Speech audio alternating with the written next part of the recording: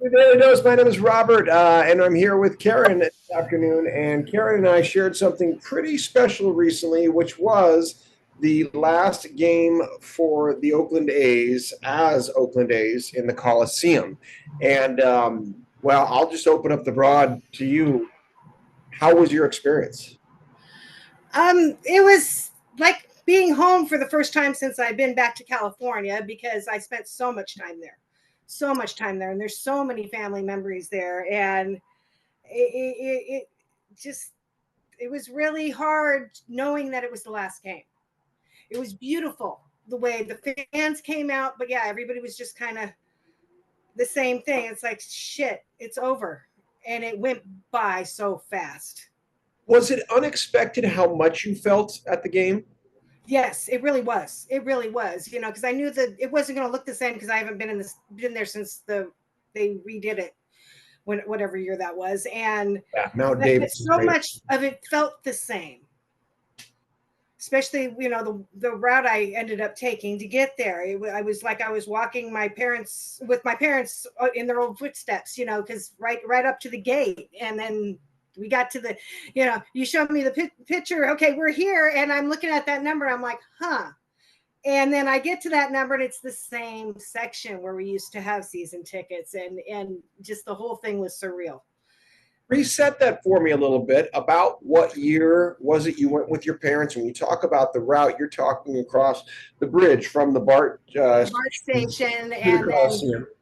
So talk what year and all that, kind of talk about how oh old you were. gosh, it was several years through the early 80s, from like probably 82 or 83. I can't remember exactly what year it started, but it was all the way until like 85. And if you don't mind giving this away, about how old were you? I 15, 16 ish, from like 12 to 17 between those years. Yeah, so you're an impressionable teen, and you are, in a sense, growing up at the ballpark with your parents. Talk to me about how that felt, what those games were like. What do you remember? Um, just being as loud and as proud of A's fans as we could be. It was the family unit of the three of us, and it was an experience that I got. My brother and sister didn't get because they were much older, but by the time there was one in the house, we could do it, and it was some of my best times growing up, What made honestly. it special for you? Because a lot of people look at the game from the outside if they're not baseball fans, and certainly if they didn't know the Coliseum at that time, which I was there at the same time. Um, what made the Coliseum special? What is the culture and the history that you remember that was made it magic for you? I, it was Crazy George for one.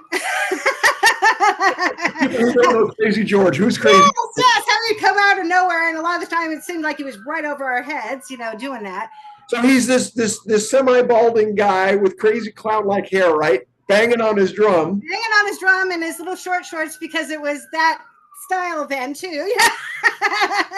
And what does he teach us to do? What is Crazy George known for? For getting the crowd all riled up and starting the wave. Yes, Started he was the the wave. man. He's He the was the guy. man. Yeah, that kept the wave, started the wave and kept the wave going, and tried to beat his drum, wherever the wave was, even though he was far away. It was almost like he was beating that drum hard enough that he wanted everybody here. And then of course the cameras made it too, so everybody could see that wasn't seeing him physically. And it just it was for me, it was also a love for the game that didn't involve the setup and the tear down and the going out there and doing the fields, because my dad did that for most of my life too. He was a coach in the little leagues, and yeah, a lot of the time was, you have to put a lot of time volunteering in, to make that field ready. Okay, if you don't have an umpire, or, somebody to do whatever job, you're going to be the one to fill in that job to make sure that game happens for those kids that day. And sometimes you got to sacrifice a lot of stuff just to make that happen. The bare bones stuff. You used a great word right there. I know it's one we talked about, which is sacrifice. And we're going to talk about that in our next episode. And also, I want to dig into a little bit your dad and your baseball history with him as a coach, because I think that's rich stuff. And it'll all lead us back to this final game at the Coliseum. So we'll see you on the next Daily Dose. Thank you.